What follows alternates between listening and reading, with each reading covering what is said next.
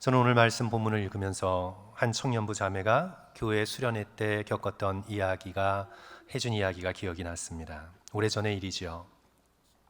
수련회 가면 흔히 그렇듯 강사 목사님의 설교가 평소보다 한 2배 이상은 깁니다. 그 수련회에서도 목사님의 설교가 아주 길었나 봅니다. 이제 설교가 끝나고 끝났구나 생각하는 순간 이제 결단의 기도를 할 때에 경건한 분위기를 위해서 청년들에게 촛불을 하나씩 다 나누어 주었습니다. 복음성가가 잔잔히 연주되고 청년들은 촛불 하나씩을 들고는 받은 바 말씀의 은혜를 생각하며 결단하며 기도하는 시간이었습니다. 그런데 이 자매는 너무 졸렸습니다. 이 자매의 성이 구시인데요. 제가 이름은 다 말씀드리지 않을게요. 어쩌면 온라인으로 설교를 듣고 있을지도 몰라서. 이 구시 자매가 너무 졸려서 촛불을 들고는 기도하다가 그만 잠에 빠진 겁니다. 고개가 자꾸 앞으로 떨어지고 결국은 그 촛불에 앞머리카락, 손 눈썹이 다 탈 때까지 모르고 졸았습니다. 그래서 주변에 청년들이 좀 이상한 냄새가 나서 깨웠는데 눈을 뜰 수가 없는 거예요. 속눈썹이 서로 다 타서 서로 붙어 있어서 눈을 뜰 수가 없었습니다. 그렇게 될 때까지 너무나 졸려서 깨어나지를 못한 것입니다. 아마 오늘 본문의 제자들이 그랬을 것입니다. 겟세마네에서 예수께서는 제자들을 겟세마네 기도의 현장 가운데 초청하셨습니다. 물론 십자가를 지고 가야 하시는 분은 예수 그리스도이시지만 예수 그리스도의 그 거룩한 육체에 지옥의 무게를 다 올려놓아야만 하는 그 고난은 오로지 예수 그리스도의 것이지만 그러나 예수께서는 그 겟세마네의 씨름의 현장에 제자들을 초청하셔서 무슨 일이 벌어지고 있는지, 어떤 일이 일어나고 있는지를 깨어 바라보게 하기를 원하셨습니다. 그리하여 8제자는 뒤로 남겨두시고 베드로와 요한과 야고보를 가까이 하시며 앞에 나가 기도하십니다. 내 마음이 심히 고민하여 죽게 되었으니 너희는 여기 머물러 깨어 있으라. 땀방울이 변하여 핏방울이 되기까지 씨름하시는 기도의 현장에 너희도 함께 머물러 깨어 있으라. 그리고는 우리가 지난주 살펴본 것처럼 예수 그리스도께서는 가장 위대한 기도를 성부 하나님께 올려드립니다. 아바 아버지여, 아버지께는 모든 것이 가능하오니 이 잔을 내게서 옮기시옵소서. 그러나 나의 원대로 마시옵고 아버지의 원대로 하옵소서. 그렇게 기도하시고는 아마 한 1시간 정도 씨름하며 기도하셨을 것입니다. 그렇게 기도하시고는 제자들에게 돌아오셨습니다. 제자들이 무엇을 하고 있나요? 그들이 깨어 있었습니까? 어떤 상태였나요? 37절, 돌아오사 제자들이 자는 것을 보시고 제자들은 잠에 빠졌습니다. 다시 홀로 나아가 같은 말씀으로 기도하시고 또 1시간쯤 계시다가 다시 돌아오셨을 것입니다. 40절, 다시 오사 보신즉 그들이 자니. 깜빡 졸은 정도가 아닙니다. 이는 그들의 눈이 심히 피곤함이라 그들이 예수께 무엇으로 대답할 줄을 알지 못하더라. 횡설수설할 정도로 정신을 차리지 못했습니다. 깊은 잠에 빠져 있었다는 것을 보여주지요. 예수께서 다시 3번째 기도하시고 돌아오십니다. 또 보니 또 잠들어 있습니다. 예수께서 사단의 유혹과 지옥의 무게에 맞서 가장 치열한 영적인 씨름을 하고 계시는 그 겟세마네 현장에서 제자들은 1시간도 깨어 있을 수 없었습니다. 그 졸음을 견딜 수 없었습니다. 이것은 단순히 몸이 피곤하여 빠져든 육신의 잠이 아니라 영적으로 깊은 잠에 빠져 있음을 우리들에게 보여주고 있는 말씀입니다. 예수 그리스도께서 잠에 빠진 제자들을 보시고 제자들의 대표격인 베드로에게 이렇게 말씀하시죠. 오늘 본문 말씀 37절 38절의 말씀인데요. 성도 여러분, 다 같이 한 목소리로 읽겠습니다. 돌아오사, 시작. 돌아오사 제자들이 자는 것을 보시고 내가 한 시간도 깨어 있을 수 없더냐. 시험에 들지 않게 깨어 있어 기도하라. 마음에는 원이로되 육신이 약하도다 하시고, 예수 그리스도께서 계속해서 제자들에게 깨어 있음을 강조하고 계십니다. 머물러 깨어 있으라. 한 시간도 깨어 있을 수 없더냐. 시험에 들지 않게 깨어 기도하라. 깨어 있음을 강조하고 있습니다. 제자들과 함께 겟세마네에 오시기 전 예수 그리스도께서는 올리브산에서 성전을 바라보시면서 제자들에게 종말과 재림에 대해서 가르치셨습니다. 그 가르침을 주시면서 마지막 결론이 어떻게 끝나는 줄 성도 여러분 아십니까? 마가복음 13장 36절 37절, 그가 호련히 와서, 재림주가 호련히 와서 너희가 자는 것을 보지 않도록 하라. 깨어 있으라. 내가 너희에게 하는 이 말은 모든 사람에게 하는 말이니라. 깨어 있으라. 제자들뿐만 아니라 모든 사람들이 영적으로 깨어 있어야 함을 예수 그리스도께서 강조하고 또 강조하고 있는 것이죠. 성도 여러분, 우리 믿음의 백성은 깨어 있으되 무엇에 깨어 있어야 할까요? 이 겟세마네 동산에서 제자들은 도대체 무엇을 향해 깨어 있어야 하는 걸까요?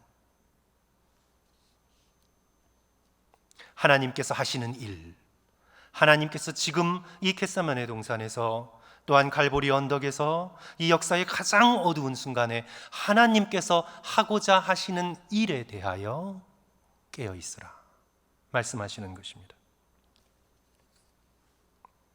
철학자 달라스 윌라드가 이 깨어 있음을 비유적으로 우리에게 잘 설명해 주었습니다. 성도 여러분, 해바라기는 햇빛에 깨어 있습니다. 햇빛을 받으면 그 햇빛을 향하여 움직입니다. 햇빛에 반응합니다. 깨어 있습니다. 하지만 돌은 햇빛에 깨어 있지 않아요. 햇빛을 향해 움직일 수가 없어요. 잠들어 있어요. 아니, 죽어 있어요.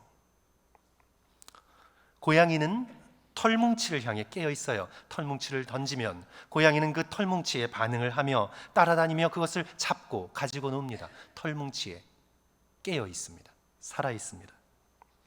그러나 양배추는 털뭉치에 죽어 있습니다. 잠들어 있습니다. 양배추 앞에서 암만 털뭉치를 던져도 양배추가 반응할 수 없습니다. 마찬가지로 어떤 사람은 영적으로 깨어 있어 하나님께 민감하게 반응합니다. 하나님께서 오늘 하루를 어떻게 살기를 원하시는지, 하나님께서 오늘 나에게 기대하고 계시는 것은 무엇인지, 하나님께서 오늘 우리들에게 품고 계시는 생각은 무엇인지, 오늘 우리에게 주고자 하시는 말씀은 무엇인지, 하나님을 향해 깨어 있어 하나님의 마음과 생각과 계획에 대해 민감하게 반응합니다. 그러나 이 세상을 살아가는 대부분의 사람은 영적으로 죽어 있어서 하나님에 대해 전혀 반응할 수가 없습니다.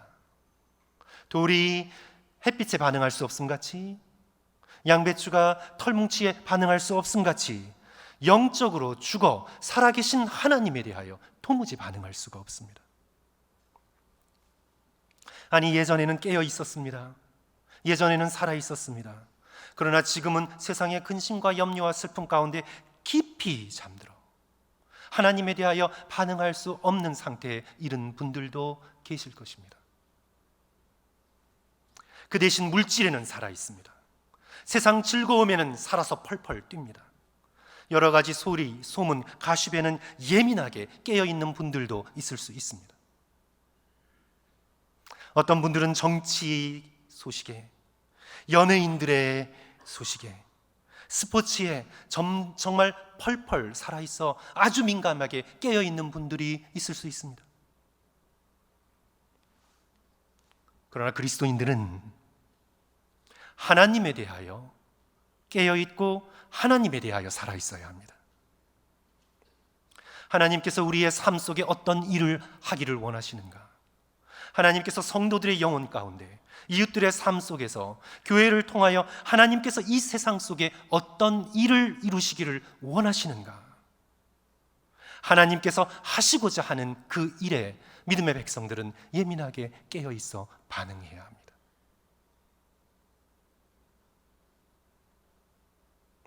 제가 존경하고 뵙질 못해 이런 말씀을 드리는 건 그렇지만 참 존경하고 따르는, 의지하는 김교신 선생님이란 분이 계십니다. 그분이 1932년 7월 일기에, 저는 그분의 일기를 읽으면 나태했던 신앙이 확 깨어나는 것 같은 그런 느낌을 항상 받습니다. 말씀을 준비하면서도 그분의 일기를 읽으면서 참 많은 도전과 회개를 했는데요, 이 김교신 선생님이 1932년 7월 어느 일기에 이렇게 적고 있습니다. 하나님이 하시는 일에 사람의 눈이 놀라지 않을 것이 없거니와 특히 사람의 영혼 속에서 하시는 하나님의 역사에 하나님의 최대한의 이적을 보는 바이다. 옛날 문체로 쓰였지만 하나님께서 영혼 안에 이루시는 일들에 대해 놀라고 있습니다. 시대가 어두웠습니다. 나라는 일제의 억압 가운데 있었습니다. 그러나 그 가운데에서도 하나님께서 한 사람 한 사람 영혼 속에서 이루시는 일을 주목합니다. 실망하거나 좌절하지 않습니다. 그 영혼 속에서 이루시는 일들을 바라보며 함께 하나님과 그 일을 해나가기 위해 자신의 온 삶을 드리고 있는 그런 놀라운 헌신된 삶의 흔적을 우리는 그 일기에서 찾아볼 수 있습니다. 사랑하는 성도 여러분, 특별히 고난 중에 있을 때, 시대가 어둡고 나의 개인적인 삶이 여러 어려움 가운데 직면해 있을 때, 우리는 그 가운데 특별히 영적으로 깨어서 하나님께서 어떤 일을 하고 계신가에 주목할 수 있어야 되겠습니다. 제가 성도들께 여러 가지 성경 프로그램을 통해 자주 질문을 드립니다. 예수님을 언제 인격적으로 만나게 되었습니까? 예수님과 언제 영적인 깊은 교제를 하게 되었습니까? 여쭤보면요, 거의 80%에서 90%는요 다 고난과 어려움 가운데 있었을 때, 그때 예수님을 만나고 하나님의 사랑을 느끼고 예수님께 헌신하게 되었다고 거의 80~90%가 다 그런 대답을 주셨어요. 버려진 것 같은 깊은 외로움 속에 나를 찾아와 주신 하나님, 원하던 학교에 낙방하고는 홀로 밤길을 걷고 있을 때 동행하시며 위로해 주시는 예수님, 몸을 꼼짝달싹할 수 없는 질병의 상황 속에서 나를 찾아와 주셔서 나의 삶의 주인이 되어 주신 예수 그리스도, 암에 걸려 생사를 기약할 수 없는 큰 수술을 앞두고 있었을 때 환상 가운데 아무 말씀 없이 곁을 지나가시는 그리스도의 밝은 임재로 인하여 삶에 대한 새로운 소망을 품게 되었다고, 고난과 어려움 가운데 있을 때 하나님께서 하시는 일은 놀라운 일입니다. 한국의 최초의 선교사로 여겨지는 이기풍 목사님의 아내인 윤함의 사모님이 15살에, 그 당시는 사모님이 아니었죠. 예수님을 믿지도 않았습니다. 당시 초학병이라고 불리는 말라리아 열병에 걸려 무려 3년간을 꼼짝달싹 할 수 없이 누워 있었습니다. 전통적인 유교 양반 집안이라 기독교를 계속 배척했지만 이제는 어떻게 할 수 없어 지푸라기라도 잡는 심정으로 전도인의 기도를 받게 됩니다. 언더우드 선교사가 보낸 전도인의 기도를 마지못해 받게 됩니다. 그 전도인이 들어가 열심히 간절히 기도하고 그런 후 2달이 흘러 이 유남의 사모님이 환상을 보게 되는데, 갑자기 온 방안이 불빛으로 환해지더니 하얀 옷을 입으신 분이 누군지 알지도 못하죠. 믿지도 않았으니까. 그러나 그 하얀 옷을 입으신 분이 손에 등불을 들고는 머리끝부터 발끝까지 비추다 사라지는 것을 보게 됩니다. 그 이후로 이제 병상을 차고 일어나 자신의 삶을 예수 그리스도께 드리게 됩니다. 마음속에 결코 꺼지지 않는 뜨거운 불덩이 하나를 간직하고 예수 그리스도를 향해 자신의 전 삶을 주님께 드리게 됩니다. 사랑하는 성도 여러분, 우리의 육신의 눈으로는 보이지 않아도 이 세상의 어두움과 고난 속에 가려 우리는 잘 알 수 없어도 하나님께서는 항상 일하십니다. 하나님께서는 항상 저와 여러분의 삶 속에, 사람들의 영혼 속에, 특별히 고난 가운데 있을 때 주께서는 항상 열심히 일하고 계십니다. 주의 구원을 이루십니다. 우리 믿음의 백성은 영적으로 눈이 열려 고난 중에서도 하나님의 놀라운 일을 이루고 계시는 주님을 바라볼 수 있어야 되겠습니다. 그러나 오늘 본문의 제자들은 깨어있지 못했습니다. 겟세마네에서 예수님께서 지금 어떤 씨름을 하고 계신지, 그 깊고도 어두운 밤에 하나님께서 무슨 일을 이루고 계신지 제자들은 당시에 전혀 깨닫지를 못했습니다. 그들은 깨어있지 못했기 때문입니다. 영적으로 이 세상의 욕망과 자기가 크고자 하는 탐욕 가운데 깊이 빠져 있어서 겟세마네 동산을 견뎌낼 수가 없었습니다. 이런 제자들의 마음의 상태를 예수 그리스도께서 돌아오고 보시면서 이렇게 진단하시지요. 의사이신 것처럼 예수 그리스도께서 제자들의 상태를 진단하십니다. 38절의 말씀입니다. 시험에 들지 않게 깨어있어 기도하라. 자, 마음에는 원이로되 육신이 약하도다. 마음에는 원함이 있지만 육신이 따라주지 않는구나. 마음으로는 깨어있기를 원했습니다. 예수님과 함께 기도하고자 하는 마음은 있었습니다. 대부분 우리처럼 마음은 있습니다. 예수님을 좀 더 알고 싶고, 예수님께 더 헌신하고 싶고, 더 섬기고 싶고, 내 중심으로 삶을 살다 이제 인생이 얼마 남지 않았습니다. 주님을 바라보고 영혼을 향해, 천국을 향해 준비된 삶을 살고 싶은 원함은 우리에게 있습니다. 원함은 언제나 우리에게 있습니다. 그러나 육신이 도대체 말을 듣지 않습니다. 육신이 훈련되지 않았습니다. 육신이 마음이 시키는 대로, 영혼이 시키는 대로 준비하고 순종할 그런 훈련이 전혀 되지 않았습니다. 마음의 원함은 있지만 육신이 따라오지를 못합니다. 겟세마네 동산에 이르기 전에 예수 그리스도께서는 베드로가 자신을 부인하리라고 경고하시며 말씀하셨습니다. 그 말씀을 듣고는 베드로가 펄펄 뛰며 강력히 부인하죠. 다 버릴지라도 나는 그렇게 하지 않겠나이다. 예수께서 다시 오늘 닭 울기 전 3번 내가 나를 부인하리라. 베드로가 다시 힘있게 내가 주와 함께 죽을지언정 주를 부인하지 않겠나이다. 성도 여러분, 이 베드로는요 진심으로 말한 겁니다. 부인할 계획을 세워두고 예수님을 속이기 위해 가짜로 말한 게 아닙니다. 가룟 유다와 다릅니다. 베드로는 진심으로 말했습니다. 거짓이 아니었습니다. 내가 절대 주님을 부인하지 않겠습니다. 100% 진심이었습니다. 그러나 육신이 따라주지 않아요.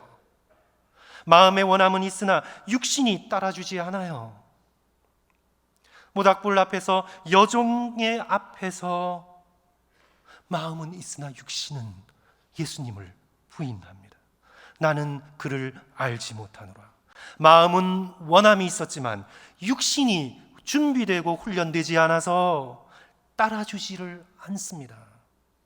오히려 육신에 의하여 마음이 끌려갑니다. 예수 그리스도를 부인하고 저주하는 자리에 서게 됩니다.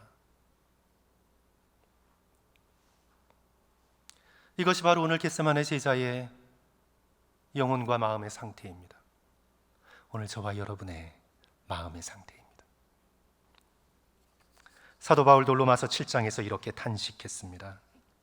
로마서 7장 18절 보시면 내 속 곧 내 육신에 선한 것이 거하지 아니하는 줄을 아노니 원함은 내게 있으나 선을 행하는 것이 없노라. 행함은 육신이 해야 되잖아요.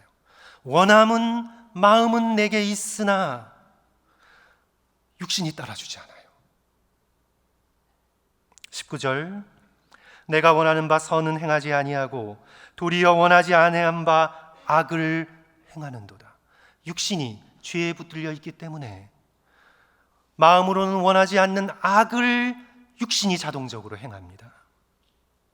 그러면서 22절, 23절, 24절에 사도 바울은 이렇게 탄식합니다. 내 속사람으로는 하나님의 법을 즐거워하되 내 지체 속에서, 지체, the members of my body, 나의 사르크스, 나의 소마, 나의 몸의 지체 속에서는 한 다른 법이 내 마음의 법과 싸워 내 지체 속에 있는 죄의 법으로 나의 영혼과 마음을 잡아 끌어오는 것을 봅니다. 우리의 원함과 행함이 분리되어 있는, 지킬 박사와 하이드가 분리되어 있는 비극적인 나뉘어진 divided self, 나뉘어진 인간 실존의 비극적인 모습입니다. 24절, 오라 나는 곤고한 사람이로다. 이 사망의 몸에서 이 육신에서 누가 나를 건져내랴. 이것이 바로 제자들과 오늘 저와 여러분의 상태입니다. 마음의 원함은 있습니다. 더 하나님을 사랑하고자 하는 원함, 내가 더 영적으로 깨어있고자 하는 원함, 이렇게 이기적으로 내 중심적으로 살다가 하나님을 만나서는 안 되겠다, 선한 일을 더 행하고자 하는 원함이 내 마음에 있어요. 알고 보면 성도들 하나하나 다 알고 보면 다 좋은 분들이에요. 원함이 있어요. 그러나 몸이 따라주지 않아요. 육신이 내 원함에 순종하지 않아요. 마음의 원함은 있으나 육신은 여전히 물질에 대한 욕심과 염려에 붙들려 있어요. 여전히 내 육신은 성적인 환상을 떨쳐버리지 못하고 붙들려 있어요. 내 육신은, 마음의 원함은 있지만 내 육신은 언제나 컴퓨터에, 인터넷에, 스포츠나 오락에, 유튜브에, 핸드폰에 늘 붙들려 있어요. 마음은 하나님께 더 가까이 가고 싶으나, 영적으로 더 깨어 있고 싶으나 육신이 도무지 따라주지 않아요. 마음으로는 말 조심해야지, 친절해야지 하다가도 입이 그냥 자동적으로 돌아가요. 입에 따로 모터가 있는 것 같아요. 절대로 아내나 남편에게 화내지 말아야지. 마음의 원함은 있어요. 그러나 그 원함이 수도 없이 반복될 뿐, 조그만 일에도 쉽게 짜증이 내요. 내 지체, 내 육신 속에 있는 죄의 법이 나를 사로잡아가요. 제자들이 깨어있고자 하는 원함은 있었으나 육신이 그것을 허락하지 않아요.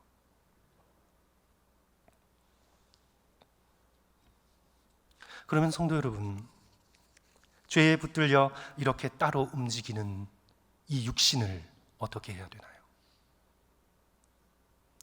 이 육신과 평화협정을 맺어야 되나요? 잠시 휴전을 해야 되나요? 도대체 이 육신을 어떻게 해야 되나요? 성경의 대답은 과격합니다. 성경의 대답은 타협의 여지를 주지 않습니다. 우리 다 같이 갈라디아서 5장 24절에서 25절, 우리 슬라이드 참조하셔도 되지만 성경을 가지고 다니면서 찾는 분들을 저는 더 사랑합니다. 성경 신약 308페이지 함께 찾으셔서요, 성도 여러분 한번 우리 읽었으면 좋겠습니다.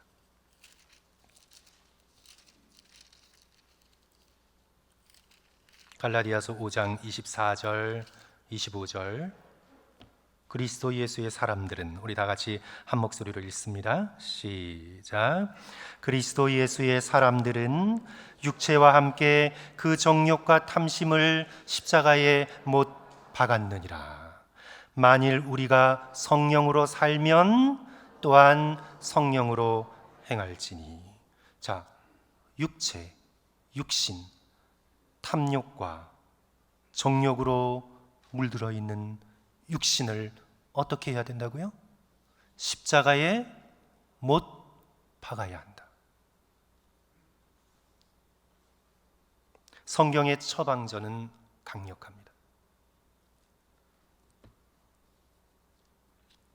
제자들은 겟세마네에서 씨름하시며 하나님의 원함을 당신 자신의 원함으로 삼으시며 씨름하셨던 예수님을 본받아 예수님과 함께 겟세마네 동산에서 영적으로 깨어 씨름하며 자신의 정욕과 탐욕으로 물든 육신을 십자가에 못 박아야 합니다.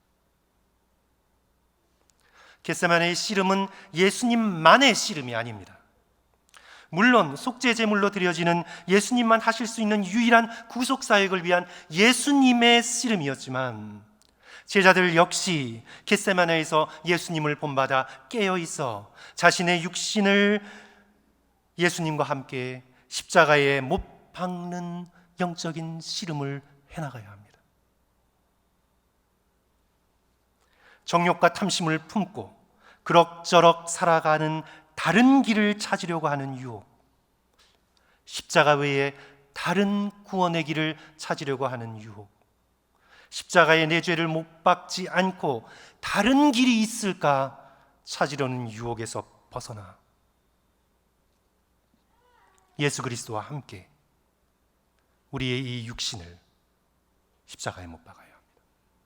그러나 제자들은 세상에서 높아져 첫째가 되고 예수 그리스도의 오른쪽 왼쪽에 앉고 예수 그리스도께서 로마를 몰아내고 예루살렘에서 정권을 쥐는 날 떵떵거리며 권세를 부리며 살려는 육신의 욕망에서 벗어나지를 못했습니다.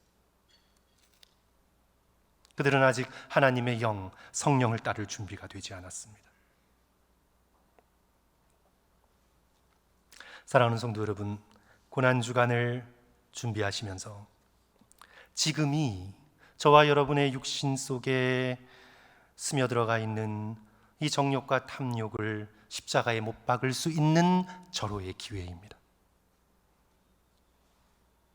성도 여러분, 일주일간 곰곰이 한번 생각해 보십시오. 나로 하여금 하나님을 향해 온전히 깨어있지 못하게 만드는 육신에 배어있는 죄의 습관이 어떤 것인지 자신의 모습을 정직하게 하나님 앞에 들여다보면서 성도 여러분, 그것을 생각해내십시오. 여러 가지 많을 것입니다. 그러나 그 중에 나를 가장 붙들고 놓아주지 않는, 내가 하나님을 향해 깨어있지 못하게 내 육신 속에서 나를 잡아끄는 나의 죄된 습관들 한 가지를 성도 여러분 골라내십시오. 성도들의 상황에 따라 여러 가지일 수 있습니다. 건강에 대한 염려, 돈에 대한 집착, 성적인 환상, 미래에 대한 불안, 드라마나 스포츠에 대한 과도한 집착, 입만 열었다 하면 상처 주는 말, 냉정하고 차가운 마음, 다른 사람들을 향해 끊임없이 비판과 불평을 내뱉는 나의 죄된 습관들, 성공한 사람들에 대한 질투, 나로 하여금 깨어 하나님을 바라보지 못하게 만들며 나의 에너지와 선한 마음의 동기를 전부 갉아먹어 육신으로 나를 잡아끄는 죄된 습관, 마음에 원하는 바 행하지 못하고 하나님으로부터 멀어지게 만드는 나의 가장 큰 방해물 한 가지를 골라내요. 예수 그리스도께서 십자가에서 고난당하신 고난주간에 그리스도만 십자가에 달리시는 것이 아니라 나도 이 육신을 가지고 그리스도와 함께 십자가에 달리는 믿음의 결단을 해나가는 것입니다. 너무나 감사하게도 우리가 3월을 월삭 새벽 기도로 열면서 우리가 함께하고 있는 훈련이 성도 여러분 뭐죠? 목소리가 작아요. 그죠? 금식. 한 끼 금식도 배고프시죠? 저도 이 교역자들과 함께 이렇게 금요일 날 한 끼 금식하면 확실히 분위기가 전날하고는 달라요. 배가 고프고 힘이 들고 정신이 어질어질해요. 우리가 함께 금식을 하고 있는데요. 성도 여러분, 죄를 떨쳐내는데 가장 좋은 기독교 전통에서 영적인 훈련은 금식이었습니다. 창세기 4장을 보시면 이제 동생 아벨을 죽이게 되는 가인에게 자신의 제사가 받아들여지지 않았음을 보고 분노하며 얼굴색이 변하는 가인을 향하여 하나님께서 이렇게 경고하십니다. 7절 말씀에 나와 있죠. 내가 선을 행하면 어찌 낯을 들지 못하겠느냐. 선을 행하지 아니하면 죄가 문에 엎드려 crouching, 엎드려 있느니라. 마치 죄가 crouching tiger, crouching lion, 마치 죄가 엎드려서 당장 기회만 생기면 덮칠 것 같은 짐승으로 너의 마음의 문에, 너의 인생의 문에 엎드려 있느니라. 죄를 엎드려서 기회를 엿보는 짐승으로 하나님께서 표현하셨습니다. 성도 여러분, 죄를 다스리는 길은 죄에게 먹이를 주지 않는 것입니다.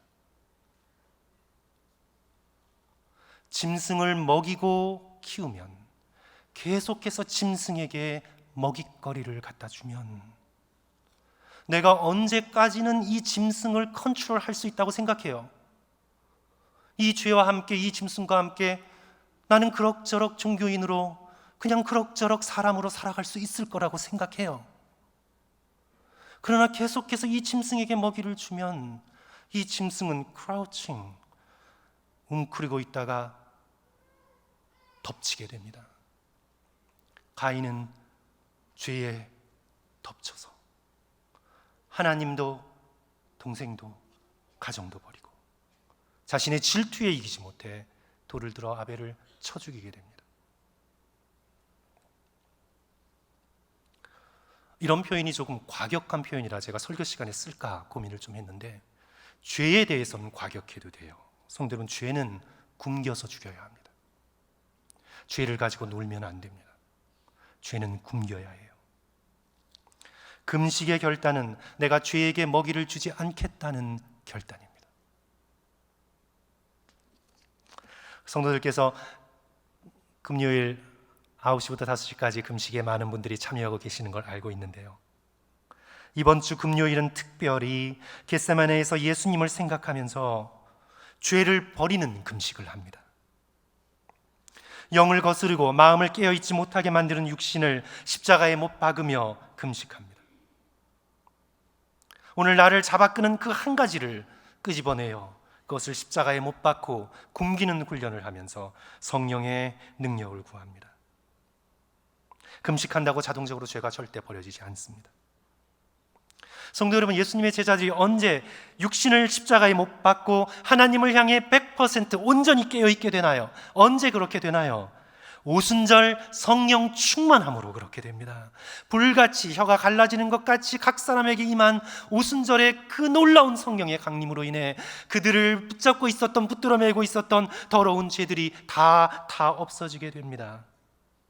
오직 성령의 능력만이 마음에 원하는 것을 할 수 있도록 육신을 굴복시키게 해줍니다. 그래서 금식하면서 성도 여러분, 우리의 의지와 결단으로는 되지 않아요. 금식하면서 우리의 마음을 성령께 열며 주님, 성령의 능력으로 이 죄를 극복할 수 있도록 도와주소서. 이것을 끊어버리고 더 주님을 향해 깨어있을 수 있도록, 주께서 원하시는 일들을 해나갈 수 있도록 주여 나를 불쌍히 여겨주시옵소서. 우리의 죄가 더 무겁고 힘겨운 싸움이 예상되거든. 성도 여러분, 아직 고난주간이 일주일 이상 남았어요. 고난주간에 미리 계획하십시오. 그냥 금요일 하루 금식보다 나는 고난주간에 목요일, 금요일, 토요일, 아니면 아예 월요일부터 토요일까지 아침 9시부터 5시 금식을 하며 예수 그리스도께서 겟세마네 동산에서 씨름하셨듯이 나도 역시 나의 죄를 가지고 십자가에 못 박는 훈련을 하겠다. 성령께서 나를 도와달라고, 이 죄를 끊고 주님을 향해 나갈 수 있도록, 영적인 세계를 향해 나갈 수 있도록 주여 나를 도와주소서.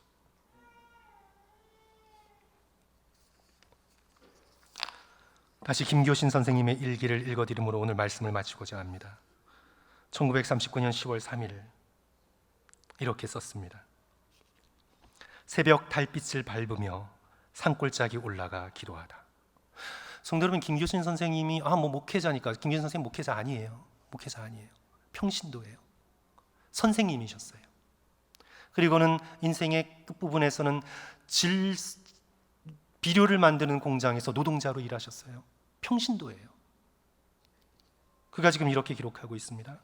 새벽 달빛을 밟으며 산골짜기 올라가 기도하다. 나 자신의 지식, 분별과 의욕, 충동 이외의 힘에, 옛날 문장이라 조금 복잡한데요, 나 자신의 지식, 분별과 의욕, 충동 이외의 힘에 자아가 완전히 정복됨을 발견하고 감격해하다. 놀라운 고백입니다. 자신의 지식, 자신의 의지를 넘어, 자신의 충동을 넘어 있는 그 어떤 힘에, 성령의 힘에 자아가, 육신이 완전히 정복된 것을 발견하고 감격해야 하다. 육신을 굴복시킨 것입니다. 성령의 능력으로 죄의 충동에서 벗어난 것입니다. 자신의 지식, 자신의 의지, 자신의 능력을 넘어 자신의 힘보다 훨씬 더 큰 힘에 의해, 예수 그리스도의 능력에 의해, 성령의 능력에 의해 육신을 굴복시킨 것입니다. 이제 마음에 원하는 하나님, 마음에 원하는 선한 일, 마음에 원하는 헌신을 육신에 굴복되지 않고 마음껏 해나갈 수 있는 자유를 얻게 된 것입니다. 사랑하는 성도 여러분, 저와 여러분에게도 이런 날이 올 수 있음을 믿습니다. 우리의 힘과 능력으로는 할 수 없으나 성령께서 우리 가운데 역사하심을 믿습니다. 그러므로 우리 모두 깨어 있었으면 좋겠습니다. 하나님을 향해 깨어 있고, 비록 겟세마네의 개인적인 씨름들이 우리 가운데 있으나 고난 속에서도 이를 행하시는 하나님과 함께 하나님을 향해 깨어 있는 저와 여러분이 되었으면 좋겠습니다. 우리를 깨어 있지 못하게 잡아끄는 육신의 죄된 습관들을 십자가에 못 박고, 우리 모두 마음이 원하는 바 선한 일들을 이 세상을 살아가면서 하나님 앞에 마음 놓고 해내갈 수 있는 변화되고 해방된 저와 성도들 한 사람 한 사람 되시기를 주님의 이름으로 간절히 축원합니다.